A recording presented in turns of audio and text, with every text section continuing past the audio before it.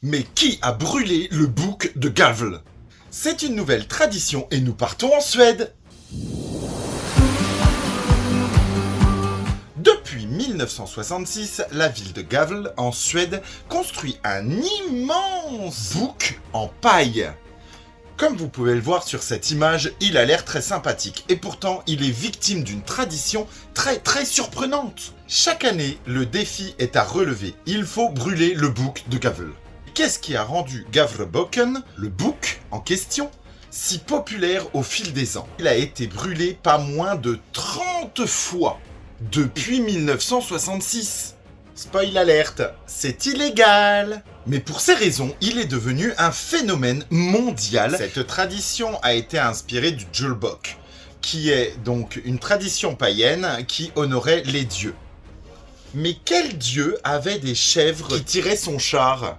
De la foudre et du tonnerre, Thor! C'est pour cela que ce bouc a vu le jour, pour honorer la tradition, mais juste pour la décoration au départ. Tous les ans, la ville tente de protéger ce bouc coûte que coûte contre les Godburners, qui sont personnes qui veulent mettre le feu. Il y a eu aussi des tentatives d'échouer. Et en 1976, il y a un monsieur à bord d'une Volvo qui a tenté de foncer sur la structure. Mais des fois, ça marche. Il y a eu un Américain en 2001 qui y a mis le feu, très simplement, et qui a prétendu, après s'être fait arrêter, je savais pas que c'était illégal. Pour des stratèges, on s'habille en Père Noël pour approcher au plus près de la structure et pour pouvoir allumer. Mais alors pourquoi on continue à faire cela?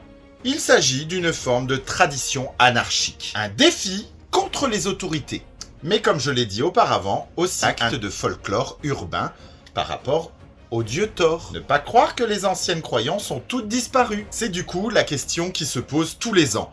Le bouc va-t-il brûler cette année? Il est même filmé H24 sur internet. Vous pouvez le retrouver pour le regarder en direct. Ça, c'est une tradition bizarre. À demain pour une nouvelle anecdote sur Noël. Bonne journée mes explorateurs.